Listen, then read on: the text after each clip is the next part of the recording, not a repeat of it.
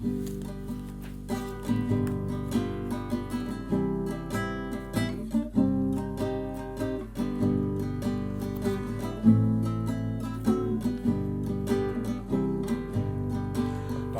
Père, j'aime te contempler. Tendre Père, j'aime te contempler. Je t'offre ma vie, je chante ta gloire. Tendre Père, j'aime te contempler. Fils de Dieu, j'aime exalter ton nom. Fils de Dieu, j'aime exalter ton nom. Tu m'aimes, tu m'aides, tu combles ma vie. Fils de Dieu, j'aime exalter ton nom. Saint-Esprit, tu éclaires ma vie. Saint-Esprit, tu éclaires ma vie. Tu diriges mes pas, tu restes près de moi. Saint-Esprit, tu éclaires ma vie. Tendre Père, j'aime te contempler. Tendre Père, j'aime te contempler. Je t'offre ma vie, je chante ta gloire. Tendre Père, j'aime te contempler.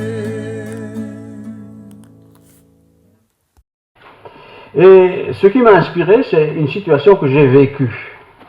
Il faut toujours être attentif à ce qu'on vit. Et voilà, j'ai vécu quelque chose, je ne vous dis pas quoi, mais vous allez peut-être le deviner en écoutant cette parole du Seigneur. Que votre douceur soit connue de tous les hommes. Je répète, c'est une parole qui se trouve dans l'Écriture. Que votre douceur soit connue de tous les hommes, de tous les humains. Alors quand j'ai lu ce texte cette semaine, tout à fait au début de la semaine d'ailleurs, je me suis dit, mais d'abord, est-ce que tu es doux, toi? Oui, il y a des moments où je suis doux, ça c'est sûr. Quand je donne quelque chose, je suis très doux. Ouais, pas faire ça, non, c'est pour moi. Mais globalement, est-ce que je suis quelqu'un de doux? Ou bien est-ce que je suis quelqu'un qui m'emporte pour un oui ou pour un non? Est-ce que je suis quelqu'un, lorsqu'il s'emporte, qui devient méchant, grossier, vulgaire? Qui suis-je? Oui, je suis chrétien. Nous sommes chrétiens, probablement tous ici. Nous sommes des chrétiens. Nous aimons Dieu, oui, certainement. Mais suis-je quelqu'un de doux? Rappelez-vous quand vous avez passé votre permis de conduire, il y a longtemps pour beaucoup, probablement dans cette voiture, vous étiez doux. Le contrôleur est là, l'inspecteur, on va y aller mollo. On n'était pas brusque, on n'essayait pas de trop donner d'à-coups à la voiture, on essayait de s'arrêter en douceur, de redémarrer en douceur, on faisait toutes les choses le plus doucement possible. Et puis on a eu notre permis, et petit à petit, on s'est un peu affranchi, et parfois, démarrage en trombe, freinage en dernière seconde, tout le monde avance, voilà. En tout cas, moi ça m'arrive encore souvent d'être un peu brutal dans ma voiture. C'est ma femme qui a fait ça? Ouais. Bon, elle confirme, ça c'est sa manière de confirmer. Oui, je suis un peu brutal. Voilà. Les enfants sont venus dans ma voiture, mais quand ils étaient petits, heureusement qu'il y a les ceintures, sinon ils passaient au croyant. On doit apprendre. Et parfois notre vocabulaire aussi est agressif. Même en tant que chrétien, quoi. On parle parfois aux autres d'une manière agressive. Je ne sais pas qu'ils nous ont fait quelque chose de spécial, mais on est agressif, parce que l'autre, justement, ce dimanche-là, cette autre occasion, ils avaient un souci, une préoccupation. quelque chose qui leur pinçait le cœur. Et il me parle avec une telle agressivité, mais pourquoi il est agressif avec moi comme ça? Est-ce que je lui ai fait quelque chose? C'est mon sujet de ce matin. Il m'arrive encore bien souvent de conduire, de toute façon oui, mais de conduire avec des à-coups. Et je le sais. Et je m'en veux. Je dis, mais pourquoi tu as freiné comme ça si fort là? Tu n'aurais pas pu un peu ralentir avant? Et parfois nous parlons, on n'a pas envie d'être méchant, on n'a pas envie d'être agressif, mais nous parlons d'une manière agressive. L'autre il se demande ce qu'il a fait, quoi. L'agression. C'est pas très agréable quand on est quelqu'un qui donne des à-coups dans sa voiture. C'est surtout pas très agréable pour les autres qui sont dans la voiture. Ce n'est pas agréable quand je suis en face de quelqu'un qui a l'air de m'agresser. Il est chrétien, je ne vais même pas parler des non-chrétiens, il est chrétien, il aime Dieu, il sert Dieu, mais pourquoi est-ce qu'il est agressif avec moi comme ça? J'ai fait quelque chose, je l'ai offensé, je lui ai fait du mal, mais pourquoi est-ce qu'il est agressif comme ça? La Bible nous dit que la douceur est une grande qualité spirituelle. La douceur. C'est pas être mielleux, être doux, mais être doux. C'est une qualité spirituelle. Ah, bien sûr, avec sa chérie, toute sympathique, on est doux, hein, frère. Il est doux, je suis certain. Mais dans 10 ans, dans 20 ans, nous qui avons déjà de longues années de mariage, est-ce que nous sommes toujours doux? Ou bien on dit les choses et puis c'est bon ainsi, je suis comme ça, c'est comme ça. Ou bien quand je parle avec d'autres chrétiens, ou même parfois avec les anciens, les pasteurs, le pasteur, je suis parfois agressif, ou l'inverse, le pasteur est parfois agressif. Et pourquoi il est agressif comme ça? Que votre douceur soit connue de tous les hommes, nous dit la Bible. Que votre douceur soit connue de tous les hommes, hommes et femmes. C'est ce que la Bible nous déclare. Oui, mais moi, j'ai pas un caractère à être doux. Moi, je suis un peu sanguin comme ça. Pourtant, ça m'intéresse aussi de savoir que Dieu me demande d'être doux avec tout le monde. Je répète, être doux, c'est pas être mielleux, c'est bon. Être doux, délicat, fais attention.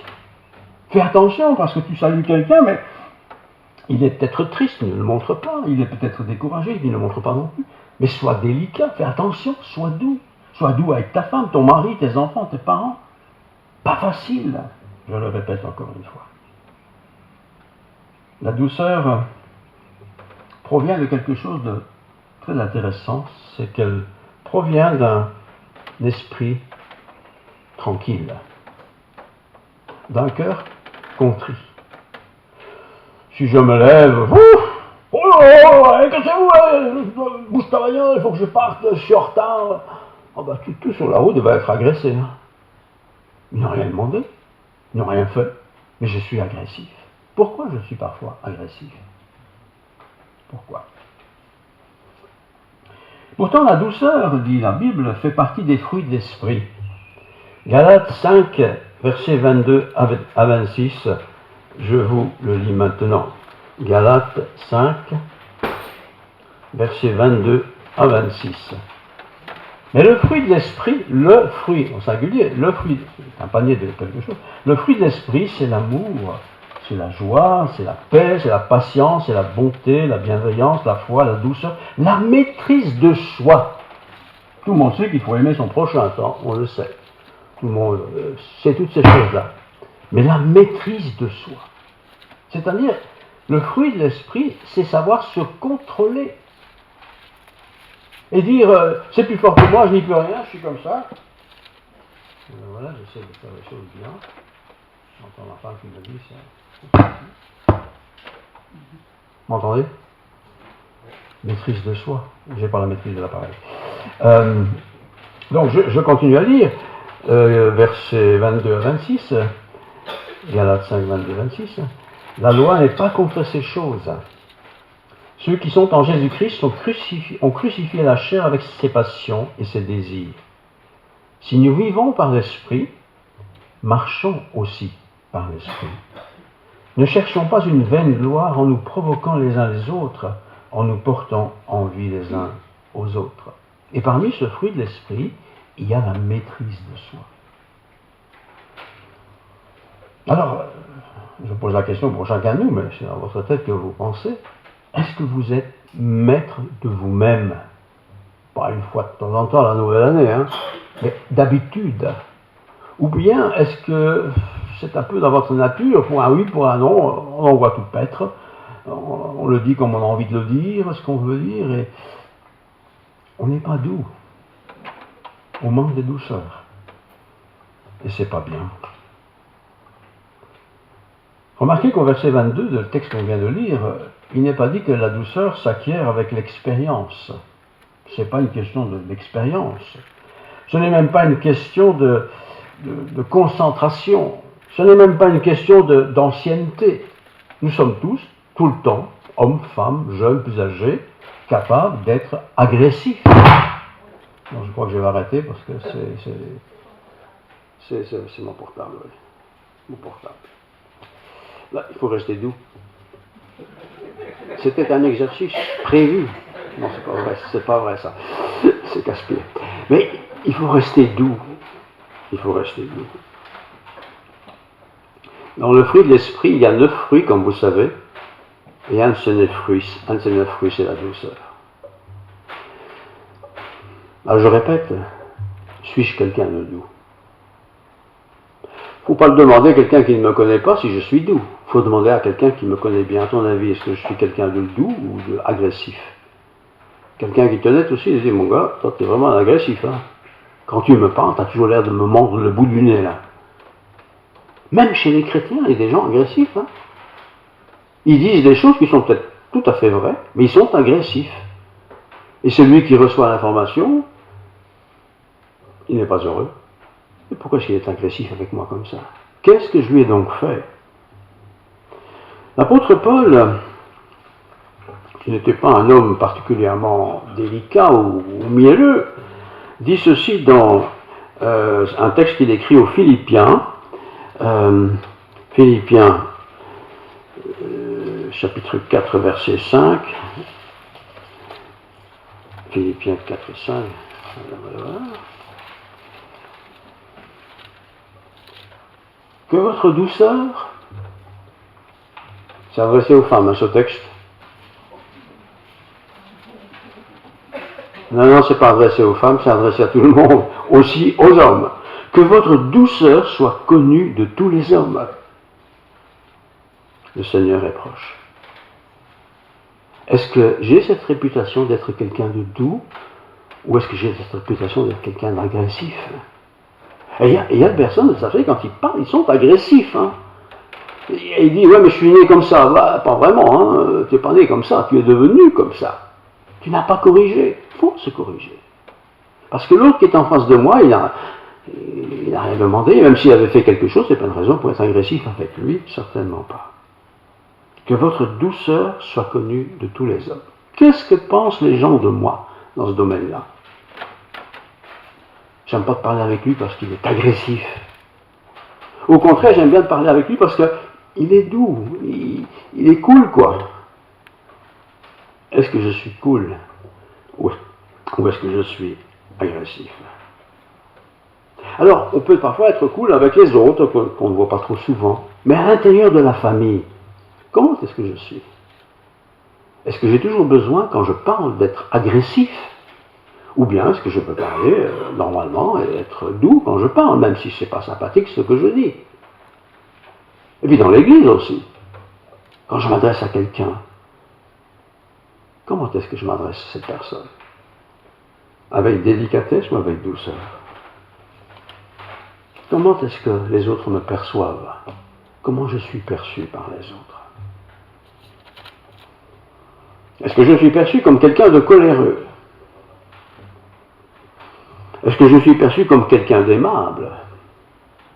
Est-ce que je suis perçu comme quelqu'un qui est maître de lui-même et qui peut me répondre, parce qu'il est poli, mais avec douceur, patience, compréhension?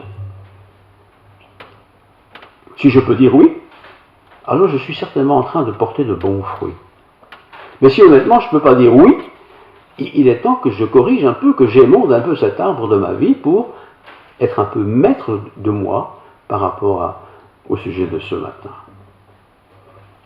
L'apôtre Pierre, qui n'était pas spécialement un doux non plus, de nature, dit ceci, 1 Pierre 3, versets 3 et 4, « Ayez non cette parure extérieure qui consiste dans les cheveux tressés, des ornements d'or ou des habits qu'on revêt, mais ayez la parure intérieure et cachée dans le cœur, la pureté incorruptible d'un esprit doux et paisible. » Vous savez, Pierre, hein, c'était un crack, hein, lui, c'était un fonceur, c'était un audacieux, c'était...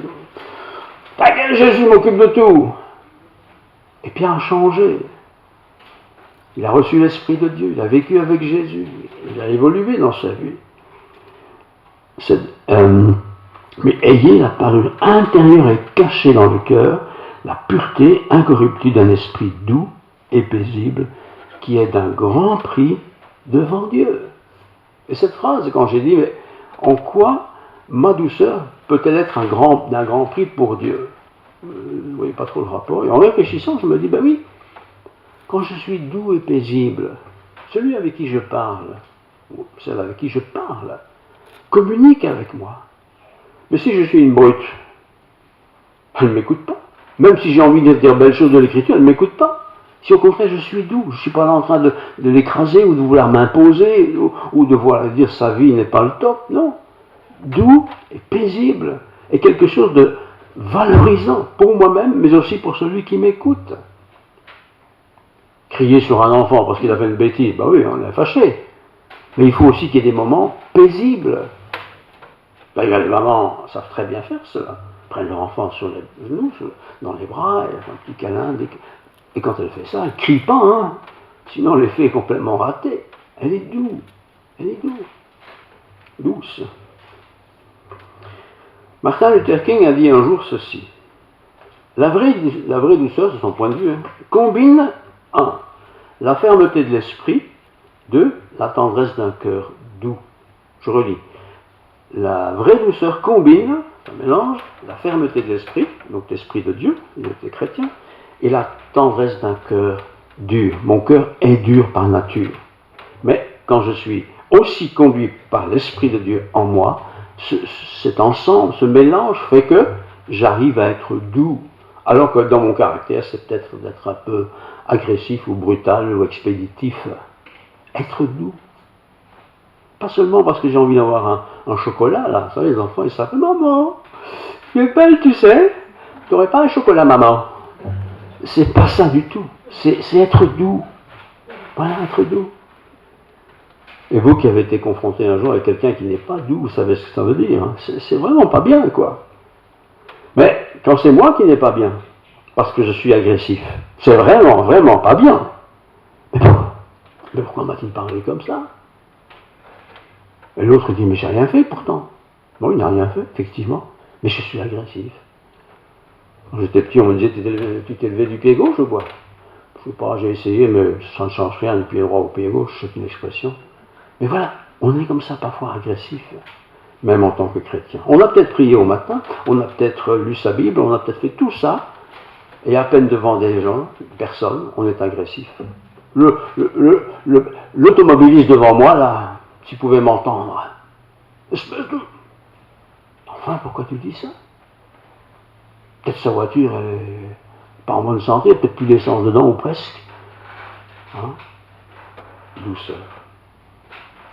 L'apôtre Pierre, je l'ai dit, je le relis encore une fois, 1 Pierre 3, 3 et 4.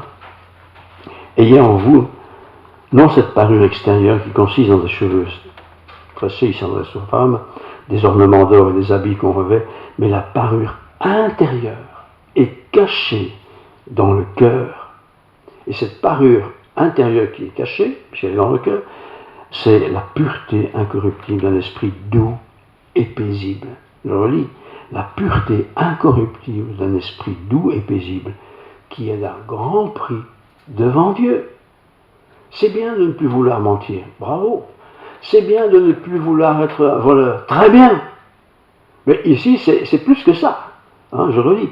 Mais ayez la parure intérieure et cachée. dans le cœur la pureté incorruptible d'un esprit doux et paisible. Par exemple, mon voisin, il faut qu'il se convertisse. Et il va se convertir.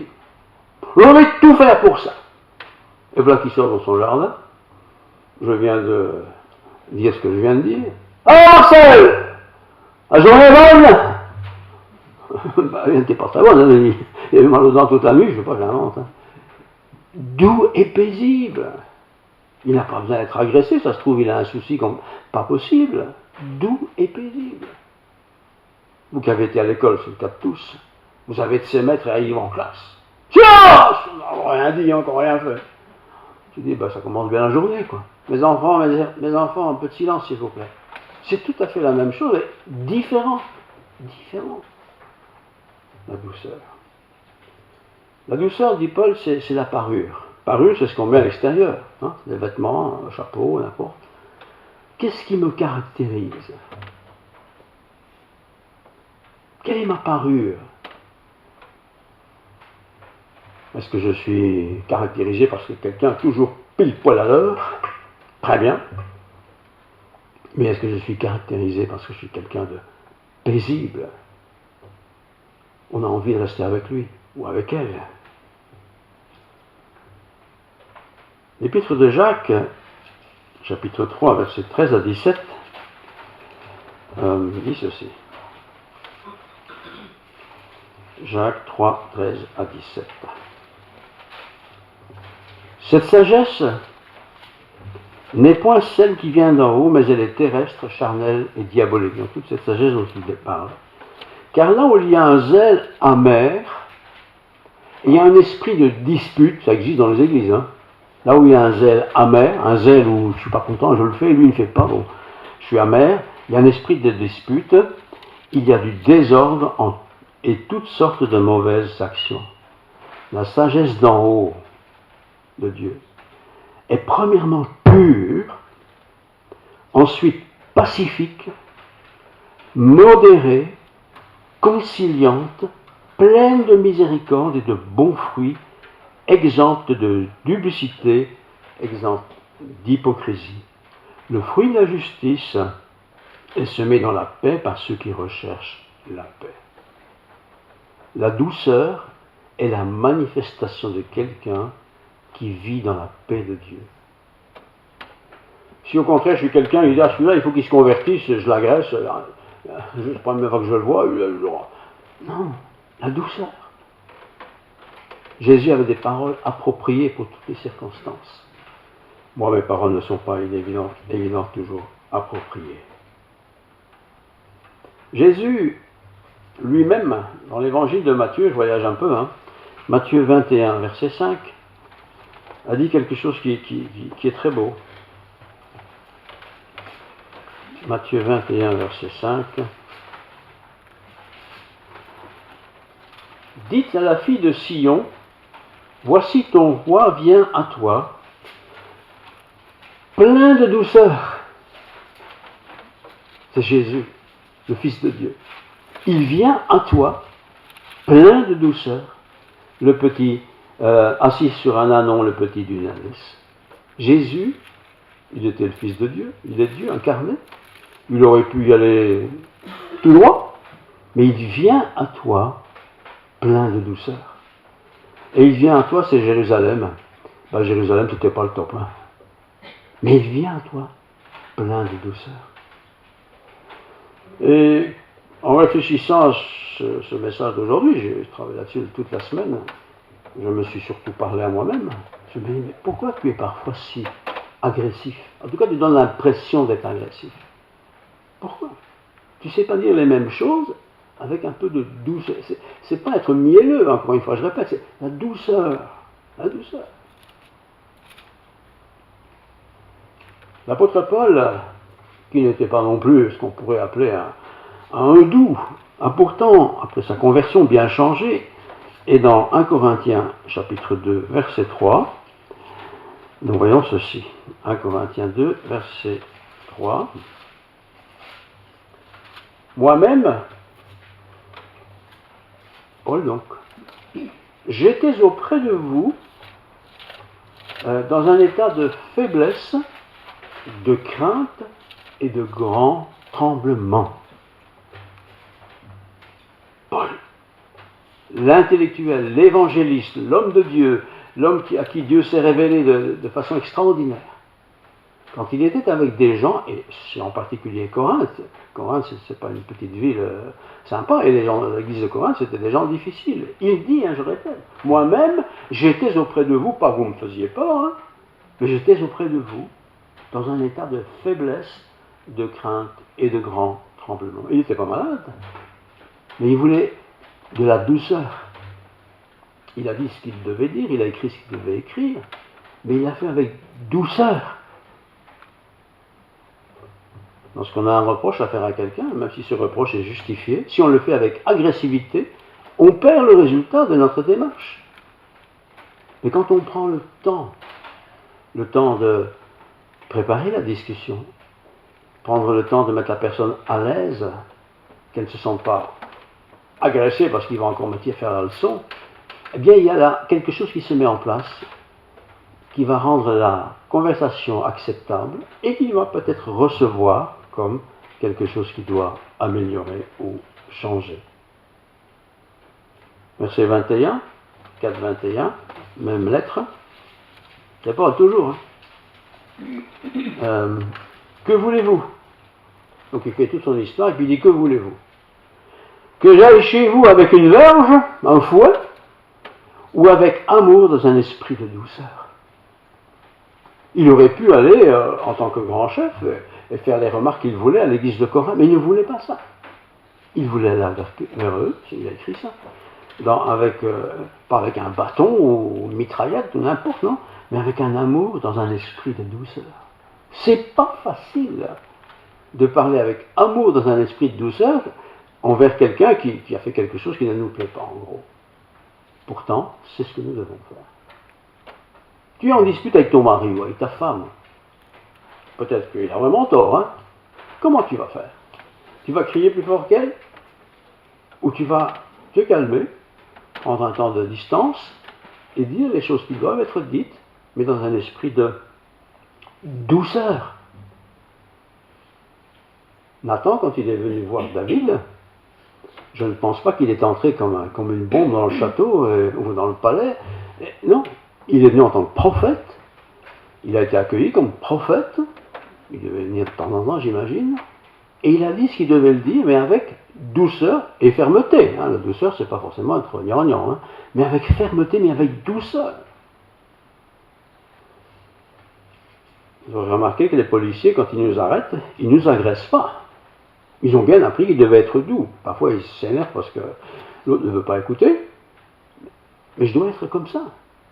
Douceur. Et la douceur, je pense qu'elle arrive plus facilement quand on est humble. Humble, ça veut dire qu'on reconnaît que moi, je pourrais être à la place de la personne à qui je vais m'adresser. Parce que moi aussi, je fais des bêtises. Je fais des choses que je ne devrais pas faire, ou voilà, j'agis mal. Mais si quelqu'un vient vers moi et m'agresse, je vais être confronté à cette agression, je vais me défendre par rapport à l'agression, mais je n'aurai pas écouté ce qu'il y a à me dire. Avec douceur. Il faut aussi, pour que la chose soit douce, se garder d'avoir un jugement trop spontané, trop rapide. Parce que si je réponds à quelque chose rapidement, peut-être je n'ai pas tout perçu, je n'ai pas tout compris. Évidemment, j'ai un message sur votre GSM, maman est à l'hôpital. Vous sortez en vitesse, quelqu'un dehors, vous bousculez, il y a quelque chose de grave qui est intervenu. La personne, elle réagit par rapport à cette information. On comprend ça. Mais celui qui n'est pas directement concerné peut aussi dire, mais tiens, si elle s'en va si vite, peut-être elle a un souci important. Douceur. Douceur. Je termine par un dernier texte qui n'est pas le plus méchant. C'est 1 Timothée 6,4.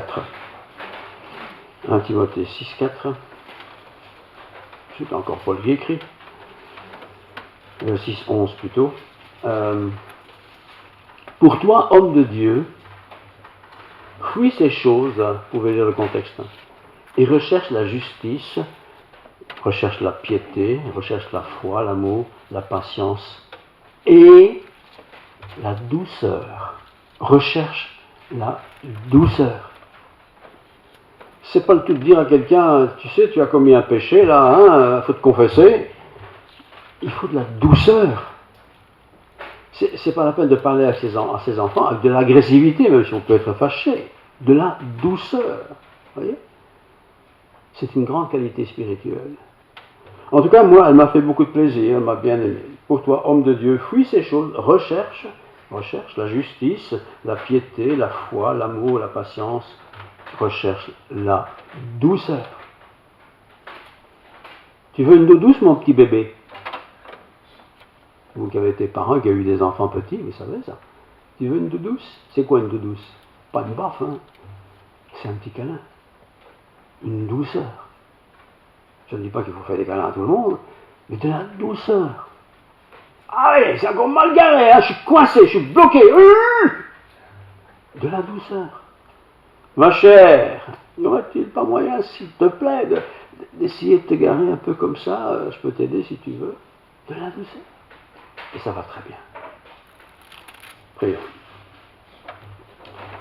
Seigneur, s'il est vrai que tu as été fâché au temple, tu étais fâché contre l'injustice, contre l'hypocrisie, contre l'offense qui t'était faite. Mais toi, Seigneur, tu n'as jamais manqué de douceur dans quoi que ce soit que tu as fait. Tu pouvais accueillir d'un côté un enfant, les prendre sur tes genoux. Tu pouvais accueillir un lépreux, tu pouvais accueillir un boiteux, tu pouvais accueillir la femme qui était désespérée. Tu avais la parole de Dieu, mais aussi la douceur pour parler au cœur des uns et des autres. C'est vrai, Seigneur, que parfois nous manquons de douceur. Certains ne manquent pas de douceur, mais voilà. Cette douceur est une douceur qui vient d'en haut. Tu la donnes à qui veut par ton Esprit Saint. Tu nous invites à utiliser la douceur, pratiquer la douceur, l'entretenir. L'agressivité, la méchanceté n'aident pas grand-chose. Toi, tu es doux et humble de cœur. Nous voulons, Seigneur, te copier, t'imiter, afin, Seigneur, que rien ne fasse obstacle à la croissance spirituelle de quelqu'un, à la croissance tout court d'ailleurs. Que rien ne fasse obstacle à celui ou celle qui est auprès de nous et qui est en recherche.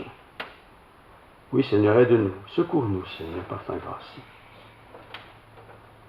Nous allons rentrer chez nous, c'est une nouvelle semaine, il fait beau, c'est magnifique.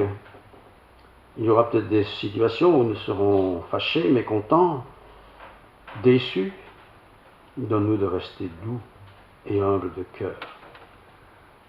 Donne-nous de faire attention à notre propre parole, à notre propre comportement, afin que rien ne vienne quelque part bloquer ton œuvre dans le cœur de l'autre, par ma faute. Pardonne-nous nos fautes. Pardonne-nous, Seigneur, nos attitudes excessives. Pardonne-nous nos paroles, parfois agressives. L'autre, mon frère, ma sœur, est peut-être dans le tourment, est peut-être dans le souci, dans la préoccupation importante. Donne-moi d'être sensible et de parler avec douceur. Oui, que ta grâce, Seigneur, soit sur nous. Non seulement aujourd'hui, mais tous les jours de notre vie. Apprends-nous de méditer sur ce sujet, de nous améliorer, de progresser. Prenons exemple sur toi, Seigneur. Tu es venu dans la douceur. Sois béni, Seigneur, pour ce que tu as fait pour nous. Sois béni pour ce que nous pouvons faire aussi par ta grâce et avec ton secours et ton aide. Oui, que ta grâce soit sur nous.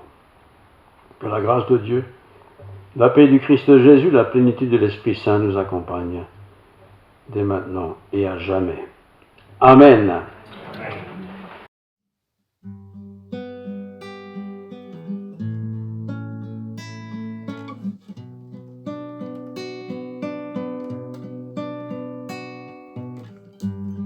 Nous voulons être un peuple embrasé, l'Église que ton cœur attend.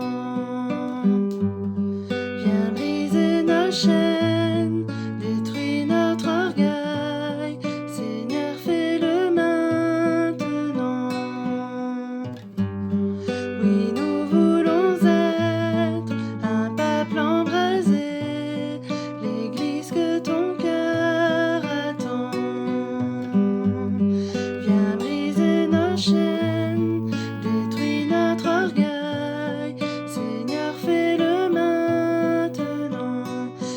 notre Père plein de bonté, nos cœurs à toi s'abandonnent pour ce monde que tu as tant aimé. Seigneur, voici nos couronnes. Esprit de Dieu,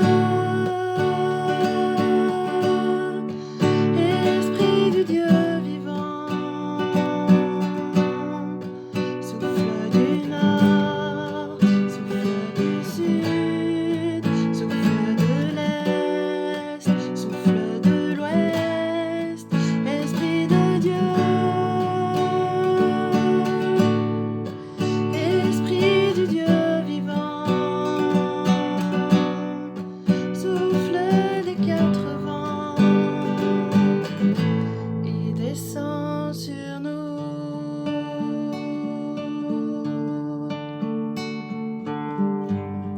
Envoie ta puissance, rends-nous les témoins d'un royaume qui se répand. Fais brûler nos cœurs au sein des ténèbres comme un phare dans l'océan. Envoie ta puissance, rends-nous les témoins d'un royaume qui se répand. Fais brûler nos cœurs au sein des ténèbres comme un phare dans l'océan. Notre Père plein de bonté, Dieu de tendresse,